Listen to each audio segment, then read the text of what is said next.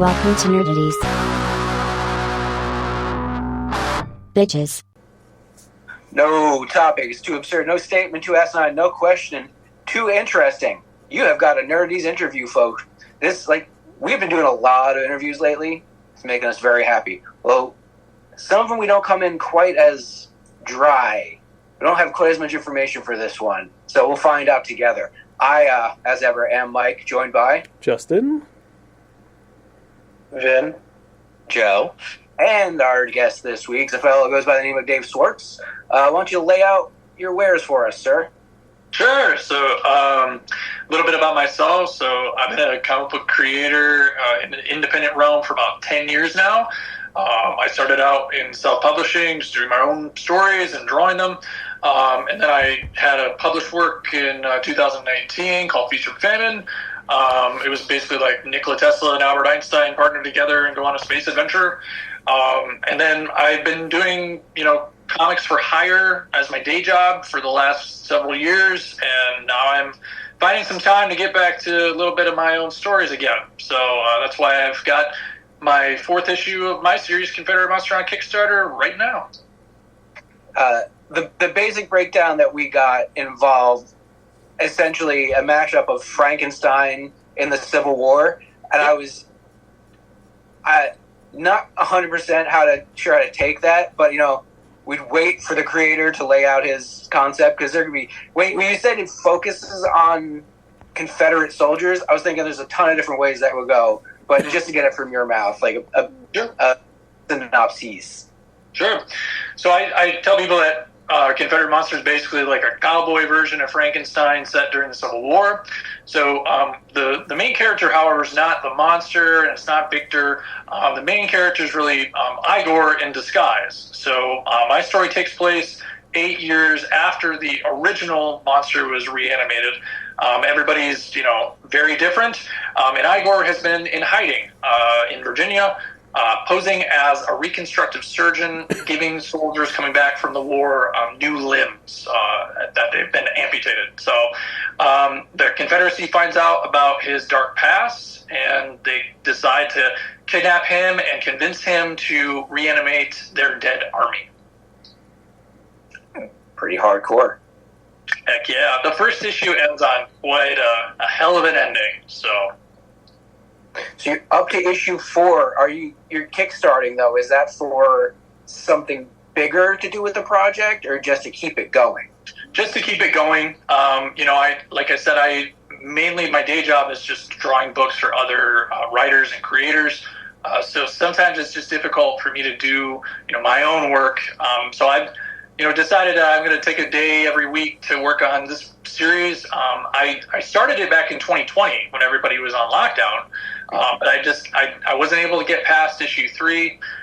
But once I started talking about it with people, they really wanted to see it. So a lot of people just sort of convinced me to do a crowdfunder. So I did Indiegogo for the first round, did well. So, I had issues 1 through 3 printed, as well as an issue 0, which is kind of cool. It's like a self-contained story that bridges the original Mary Shelley story with mine. So right now we got quite a lot of the book made. We only got 2 more issues to go, and I'm hopeful that by this time next year we might be wrapping it up. About how long is the story going to be in total? Let me count here. So it's basically going to be about 180 pages. Okay. Yeah. So the 4 issues you have out right now, plus 2 more, maybe? 2 more, yeah, and then the issue 0. Yeah.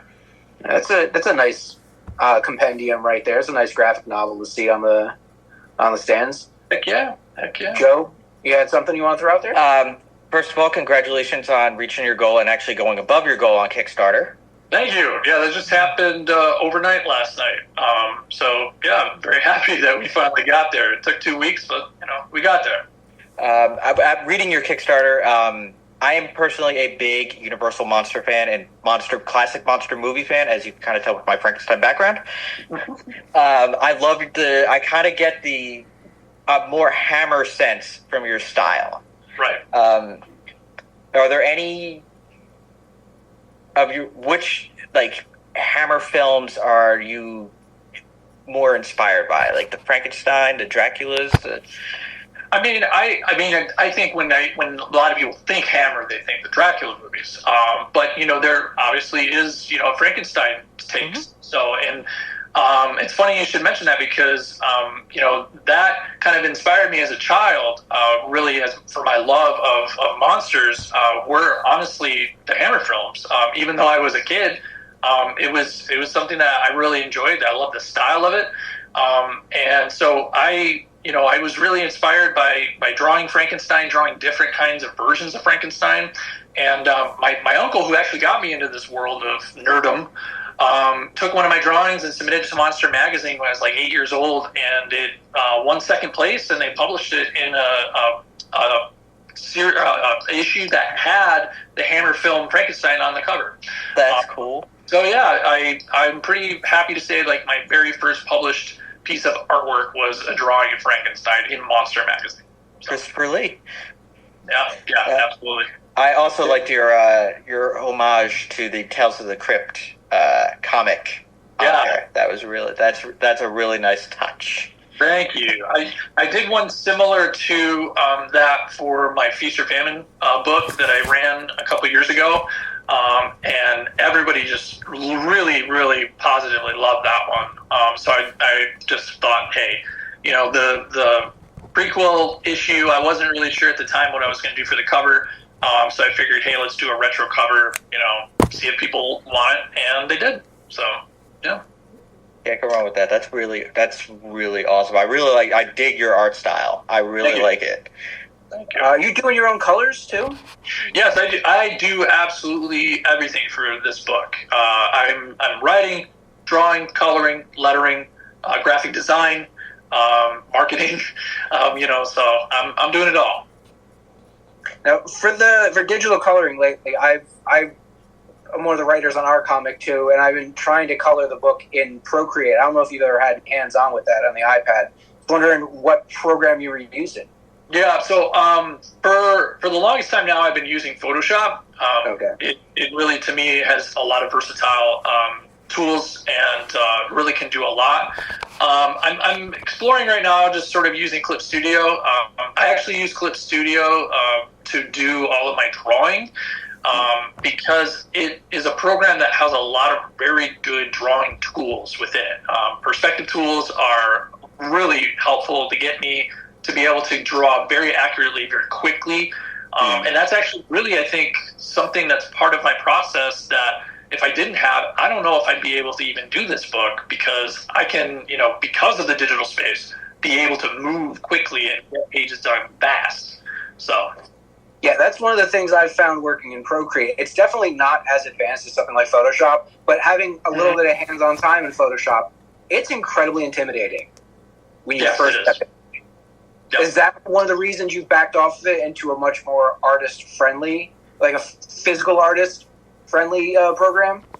I think for me, this is like a bit of a twofold thing. I'm not entirely in love with the injection of AI into a lot of Adobe products. Right. So I'm not entirely in love with that. And I'm not entirely in love with the whole idea of continuing the subscription, especially when I can do a lot of the same functionality in Clip Studio and I don't have to pay a subscription. So, I think a lot of it is just personal preference as well as, budget. But yeah, I think Procreate, I'm also a teacher. I'm actually teaching a summer class right now. And a lot of the students come in with iPads and Procreate, and they're very used to that. And because they're, still learning and they need to kind of broaden their horizon a little bit, I make them work with Photoshop and I teach them some of the basic tools, even if they're, like you said, kind of intimidating. Because when they do get into college eventually, if they decide, they're going to be using those programs. So I learned young. I had an opportunity to have a version of Photoshop when I was like 17. So I've really kind of grown up with the program. So I would say that I'm pretty comfortable with it. But change is good. All right, Vinny, you claim to have a question. But I really hope it's not the question I think you're going to ask. I do. No, it's a legitimate question. Okay. So, I'm a history buff. So, were you able to pen any historical events in your writings, or did you just kind of take your own direction and run with it? I'm trying to think now. I don't believe I really put in any historical events or scenes, but there are plenty of historically accurate characters. So, the main, I wanted to use the Confederacy as the villains, right? But, it's a pretty broad, group of people. So I wanted to be able to, kind of narrow it down to one particular avatar, if you will. So I chose General Nathan Bedford Forrest, who was, if you know about history, a vile dude who created the KKK. He was the first Grand Dragon of the KKK. How do I know that name? Yeah, he's pretty horrible. Actually, if you watch the latest episode of The Boys in the mansion that they're in for that gathering, there is a portrait of him in the background. I wanted to, again, add some historically accurate people within the book in order to act as a grounding tool for the story and the scenes. But I do take liberties with some of the characterizations. I obviously make them far more monstrous than they may have actually been. But, it is a horror story after all, so, I have to push the envelope a bit. But yeah, in that way, there are some, historically accurate aspects. That's cool. Alternate timeline, alternate. Absolutely. Hell yeah. Vinny, because you gave an excellent question, I will be perfectly fine if you ask your dumb shit question.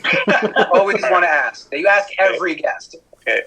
First of all, it's not dumb shit. It's such a dumb shit. Vote. We got to vote. Is it a dumb shit question? Come on, Joe. There you go. Yeah, it's a dumb shit question. You know what, though?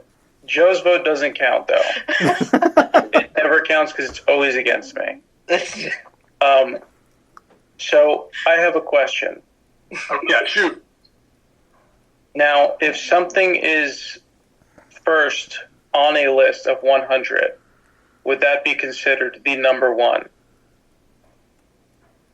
In a vague sense. Don't think too much into it. Wording. The specific wording he's I'm using. not leading. You are leading the question. My initial thought is no. All right. Thank you. I'm going to lead now. That's a thinking. Thank you. I noticed you don't lead with the actual movie anymore. No, you put this this metaphorical analogy thing together and hope the guests will just be like, yeah, man, you're right. And so far, it hasn't worked. Because Dances with Wolves is not the greatest movie of all time. No, it is. Okay, so it's number one on the list. Therefore, it's the number one movie. It was only the first movie picked in a list of 100. It's not. Yeah. It's not ranked number one.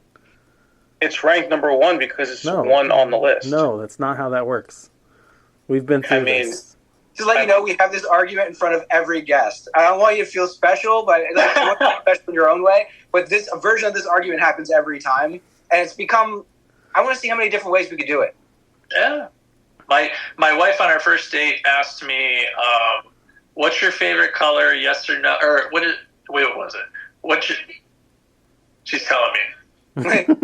What's your favorite color on a scale of 1 to 10? Yes or no? That was the question she asked me on our first date. I like the cut of her jib. Yeah, I think I'm going to wake up in the middle of the night trying to answer that question. I pondered it. Yeah, maybe. 5. Yeah, right. Yeah, 7. So, how do you feel about Dances with Wolves? One of the best movies of all time, or? All right, I'm going to end the call. It's definitely a movie. That's the response we get often. It's definitely a film. Yes, it is a film. They put it on. In some ways, it's like 3 films. Yeah, arguably. It's definitely a movie. A lot of movies. At least this one isn't all set on the water, though. So yeah. It's a little less seasick. I appreciate that. That's the first thing that came to my mind, too. I was like, interesting. At least it's not water. Or The Postman. Waterworld on horses. Yeah. David, you've mentioned your love of the Hammer films and monsters and the boys. What else is in your nerdosphere? So I would say I'm a huge story buff. I gravitate a lot towards like television shows, movies. I'm not a huge video gamer. Never really kind of have been. I mean, I have played video games, but I don't know. It's just not something that I gravitate towards. But I really love the genres of sci-fi, horror, adventure, obviously. But if it has a really, really, really good story with really great, compelling characters, I mean, I'm all for it. So I'm across the board, all genres. I enjoy it all, really. But if I'm got a day off and it's all by myself and I can just do whatever I want, oh man, I'm probably watching old childhood stuff like the Batman animated series or something like that. It just is always good. It's a go-to for me. So. I have a 3-year-old, and we spend certain mornings during the week when my wife is cleaning or doing something. Tubi is awesome. Oh yeah. They have everything. So I got them into Garfield and Friends and a pup named Scooby-Doo. This morning, Tales from the Crypt Keeper just kicked on because it did that whole thing where if you let it sit too long on the screen, it just plays. He sat and watched an entire episode. Oh my! Wow. Yeah. He's a little weirdo. He is in love with Halloween and spooky stuff at the age of 3, so it's kind of creepy. But I was like, oh, you like this, huh? So we watched 2 episodes today, and he's like, oh, it's spooky. And I was like, it is spooky, isn't it? Your son might be a psycho. He might be, but look at his father. Yeah. I think the scariest part is if you put an episode of the regular show on, you probably zip. Might. You give pointers how to do it better. So talking OG stuff then, what's top 3 go-to old cartoons then? Oh man, I love the Super Friends. It's just so kind of cheesy and ridiculous. That's I don't know. It was one of the things that I was introduced as a very young age to from my uncle.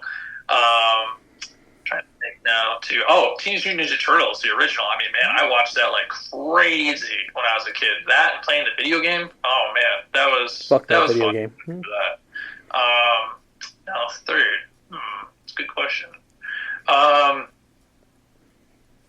I would have to say, this is kind of a weird one, but I've been kind of going down this rabbit hole of Nickelodeon kind of shows, old Nickelodeon shows, and one of the ones that I absolutely forgot about was the Monsters show. Yeah, All Real Monsters, good shit. All Real Monsters. I totally forgot about that show completely, and when I saw it the other day, I was like, "What the heck?" Oh, so yeah. Have you gotten to the point in life where you will watch 90s commercials a block for an hour? Oh, I could, for sure. I haven't done it yet, but I could see myself absolutely doing that. Yo, on YouTube, There's a dopamine drip that happens when you, you'll be sitting there watching, and you're like, I don't think I remember this one. Oh, this one was regional. We weren't out west. Holy shit, it's a Toys R Us. Oh, it's a Toys R Us. I'm 5 again. Oh, okay. Everything's good in the world. It's the McNugget Buddies? Oh, I fucking remember the McNugget Buddies. The Halloween McNugget Buddies? Yeah. Yeah, that's great. I love that. Yeah. If you're really feeling sad one day, go down that rabbit hole. Makes you feel good. Real good. I'll put it on my list. That's great. Joe, you said you got one? Yeah. Could you tell me about your original take on The Bride? The Bride is such such a complex character. Elsa Lanchester played her. I don't know. To me, Bride of Frankenstein is one of my all-time favorite movies. Neat space. Tell me about your take on it, because I see you have it all new. You said all new characters. It's not meant to be a companion. Just right. Yeah. So obviously the original incarnation of the Bride is more designed as a companion for the monster, and so in my story. I decided I wanted to change the Bride up, and it made a little bit more sense, I think, to make it a companion of Igor's rather than a companion of the monster. But instead of it being like we're going to make a companion for him, it's his companion being turned into the bride, essentially. And that sounds like a spoiler, but really it's not. I mean, if you look at the cover for the third issue, it's pretty obvious, but that's, again, my kind of take on it is that I wanted to, do it in a different way, completely kind of subvert the expectation of who the bride is as a character. And then ultimately, when we see, where she, begins and then ends, I think, she goes in a very different direction than the original. I really enjoyed that little twist of it because, again, the bride kind of plays a really nice through line that really connects, I think, the story really well. Joe, you are nerding so deep tonight. I am. Dude, I grew up with the Universal monster movies. Like I was exposed to them at like such a young age. So that's for sure. Like, Karloff and Lugosi and Lon Chaney and. So am I like just in the minority here? Like I was just a little piss scared. Yeah. Child. Like I couldn't watch Tales from the Crypt at 3, 4. Yeah, he's 3. Yeah, okay. I couldn't do it. It was the cartoon one. Still, my first one was Sleepy Hollow, and I could only watch it because it was like... I remember how scared he used to get of that shit. And that's the Disney Ichabod Crane story he's talking about. Yeah, the cartoon. Right. That was fucking harsh. Yeah. I remember that. Yeah. It was Disney scary. The atmosphere, if you're a little kid, I can understand. Yeah. Spooky. Old 90s, 80s Disney was a little darker. Little lot. Black Cauldron. Early, or like when they did the Black Cauldron and realized, oh no, we just made a real horror movie for kids. We gotta let this up a little bit, but they didn't like crank it the other way completely. Just kind of went tick, tick, tick, tick, tick. All right, now we have a Little Mermaid. Bambi's mom. Boom. All right, here's the story. Dark. That's a Disney thing, though. Someone's got to die at the beginning. Yeah, they have to die. You gotta die. There has to be a sacrifice. It's funny because that's how I operate with shows now. They don't kill enough people. I always say this. You guys always say nay, but if more people died, the shows would be better. Did you watch The Boys? I was going to say.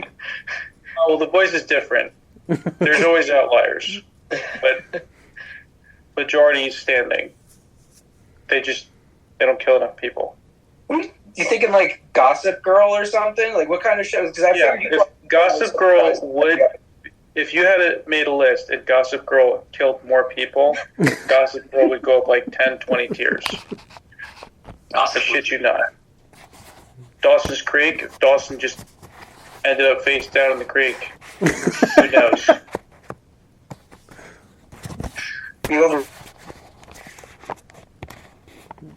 Oh, Mike, we lost your audio for a second. I don't think I said anything worthwhile anyway. Okay. There you are. Okay. So you like the classic stuff, but how about more modern monster things? Is there any let's slashers? What's your taste on slashers? That's a good question. Actually, I did an interview last week with a show that was more that sort of modern slasher kind of horror. Honestly, I don't have a ton of experience with the slashers. I'm much more of like a supernatural, spooky, kind of fan rather than the blood and guts and gore and that kind of stuff. But I will say that I understand a good story. So if the story demands it, then throats must be slit. But anyway, I would say, my answer for this before was, and I still stand by it, the original Scream, I think really kind of stands out in my mind if I remember back to that time when I saw it and the sort of cultural, discussion around it. I felt like that was a pretty big kind of turning point because, up until that point, I feel like, the slasher film was sort of on a decline, and then Scream came out and sort of changed the game a little bit. And then after that, you had, I Know What You Did Last Summer, and a lot of that, kind of genre flourished quite a bit after that. I would kind of gravitate more towards that for me, at the very least. Yeah, based on what you said, I could see that because, unfortunately, I came up originally I watched slasher movies way too young, so I was kind of inured to them very quickly and started to notice how repetitive they are. And it wasn't until something like Scream came around where there was actual nuance, there was story behind the slasher concept. So yeah, I can see why that would kind of dovetail in for you. Sure. Like Cabin in the Woods. Yeah. I'm trying to think if I ever actually finished that movie. I dated a girl once who was super into horror, and we got into all kinds of movies, and I don't know, I honestly didn't finish some of them, but I'm pretty sure I remember. That's the one where it's like an experiment, right? Yeah. Yeah. Right.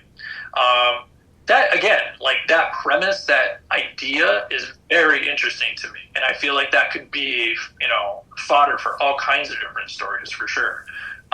So honestly, I feel like, like I said before, as long as it has like a really interesting twist, it kind of subverts your expectation, I'm all for it.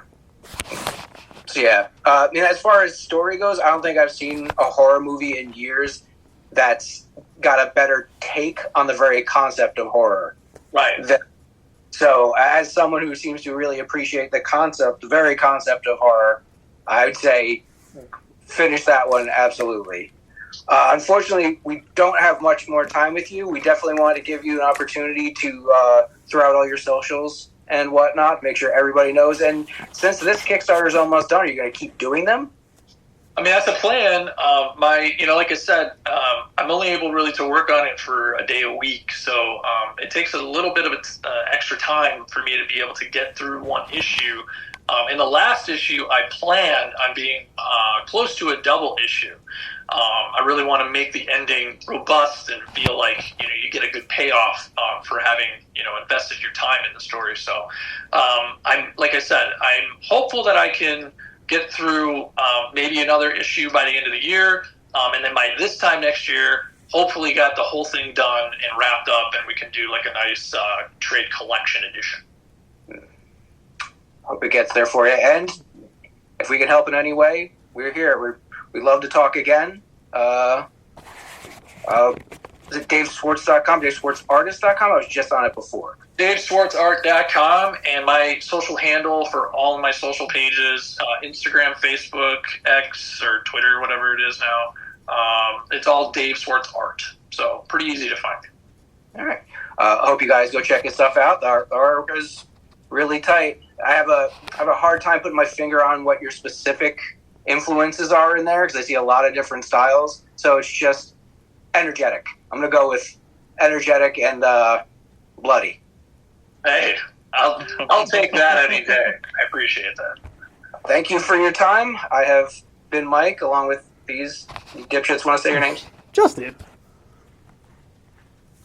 I refuse to acknowledge my name in this scenario because I don't identify as dipshit. I'm actually quite smart. I'm Joe. So yeah, we usually do a spiel at the end, but that's not this show. This is one where we just say thank you for your time and classic nerdity's ending. Fuck bye. Fuck bye. Bye.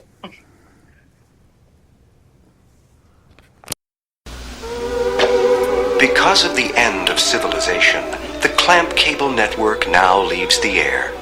We hope you have enjoyed our programming, but more importantly, we hope you have enjoyed life.